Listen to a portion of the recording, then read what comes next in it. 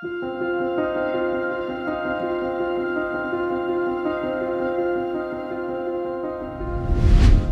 we're watching and waiting is the atmosphere. If it develops thunderstorms, it can become severe very quickly. We're talking about a tornado threat. The Dodge City has issued a tornado warning for Kiowa County in south-central Kansas. There's also power lines down on 183 south. At 9:17 p.m. Central Daylight Time, National Weather Service meteorologists were tracking a confirmed large and extremely dangerous tornado 14 miles south of Greensburg. Very large tornado on the ground. This is an extremely dangerous and life-threatening situation. Jay, this tornado is a very big tornado. If you are in the path of this destructive tornado, take cover immediately in a basement or other underground shelter.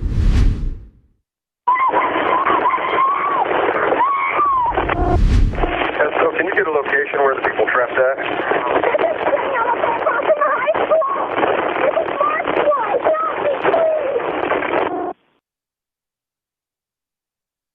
Kind of tough to listen to, right?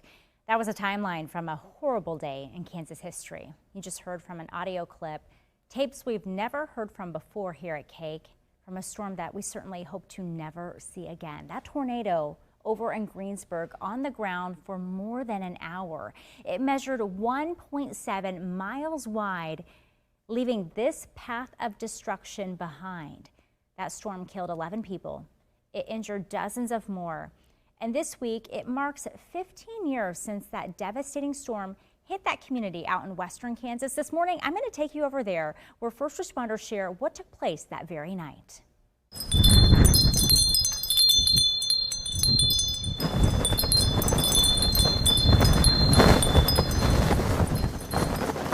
And when the storm started coming in, I know how crazy dispatch can get, so I ended up going back in that evening. The day was just kind of an odd feeling day. They knew that we were going to have some severe weather. At this point, the community is on high alert. The dispatch office is fielding phone calls one after another, and they're keeping an eye on what's happening. Weather now from the Emmy-winning Cakeland WeatherFlex. Well, we're kind of playing watch and wait for the development of severe weather. If you live in Greensburg, the vicinity of Greensburg and to the south, I really suggest you go down to your storm shelters. We were watching the weather, watching it come for us. Again, you never expect it to actually hit town, hit the building that you're in.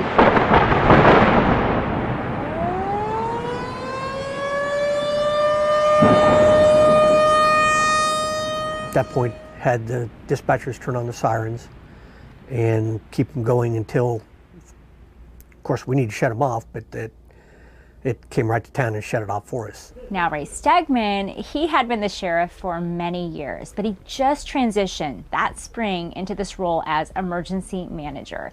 And he was out storm spotting that night. But he says despite them being in the heart of at least what was then known as Tornado Alley, he says they were not prepared. It was more of an, oh crap, this is really going to happen type thing. So it really wasn't that much of fear. It was more like, this is really going to get us. The town loses power. Everyone's hiding, just taking cover as that tornado barrels through the city. For a whole 65 minutes, that tornado is on the ground covering 28 miles. Greensburg's taking a direct hit at this time. It said Greensburg's taking a direct hit.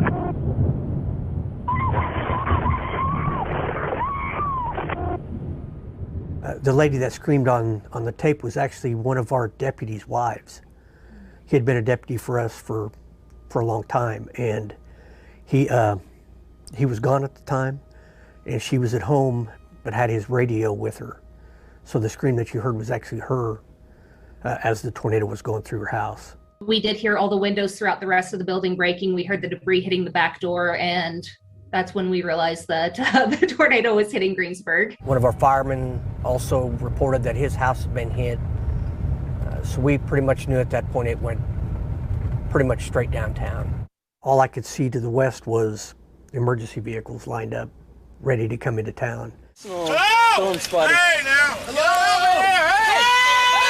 Get off me! Where you at, sir? Hold on, I'm right.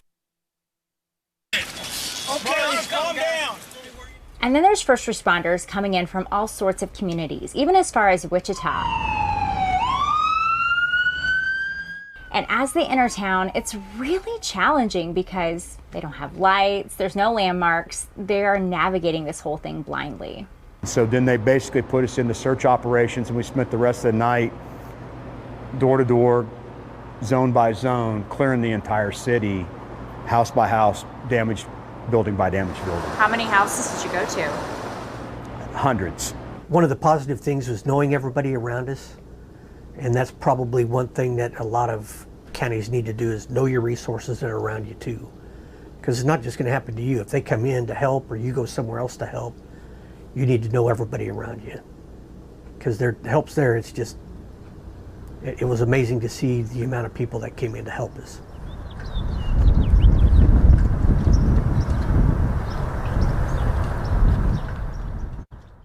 Now, Wichita wasn't the only community with fire crews that came in. Other agencies, including up in the Kansas City area, neighboring states also assisting in the weeks ahead. I did have a chance to speak further with Wichita Fire, and we'll share their stories throughout this month here, talking about everything that they have learned from Greensburg. But they talked about it was so unique, so different, because typically when they go to a house fire, they'll go in, it's pretty quick, right? You got to go put out the flames, rescue the people, you're done. But in this case, those hundreds of homes they're checking, one after another, it's so tough for them. And it's tough in another way as well, because they had to, when they went to homes, if they found any person who had passed away, they had to leave those people behind. They would mark the house, and then they would come back to retrieve those bodies sometime later. So it's a lot for those first responders to go through. But we're going to hear more from them, also the city of Greensburg, the community as well, as they're moving forward with their lives today.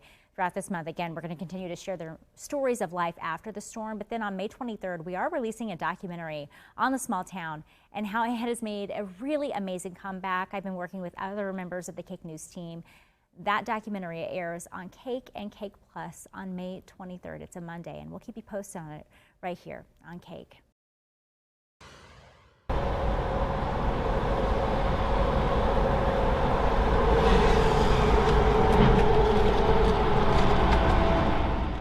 It has been a busy severe weather season this year in Kansas. We've seen a small tornado in Sharon Springs that took out some buildings in town, and a twister like this one in Andover that destroyed dozens.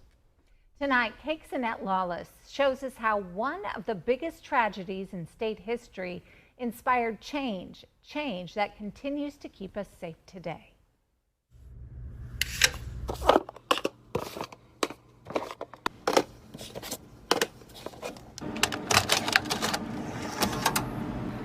You could hear the top half of our house start tearing up. House just started flying apart in pieces. The whole house shaking, you could feel it. It was just quiet, and all of a sudden, poof. I told my wife, I said, this is a bad one. I would like to get a message to my kids that I'm still alive, babies, and I'm still here.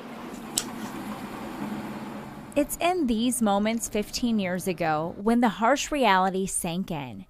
Greensburg, a city of maybe 1,500 people, had lost everything. Homes, schools, businesses, the town wiped out by a tornado. No, you can never be prepared for that. We didn't even really have a emergency operations plan. That was part of what we were going in to try to put together. Elderly first, women first. We had a pregnant woman, we need to get them out, get them to a shelter for the night. The response highlighted a lot of problems, like the fact the state was not prepared for all of this. It could have been, if it weren't for one thing: war. The war in Iraq took away too many resources, including from Kansas. About half the boots on the ground in 2007 and 2008 were coming out of National Guard. And not only were they deployed, but their equipment went with them. So we had big empty lots where equipment used to be, and we could not draw on that equipment to move it to Greensburg. And we couldn't ask our surrounding state fellow governors to loan us their equipment because theirs was gone too. Former Governor Kathleen Sebelius tells me that the year before, she wrote letters to President Bush saying things needed to change. They never did. We sort of put this in writing. We told you this might happen, and we really need you to ramp up these supplies because we don't have the stuff we need.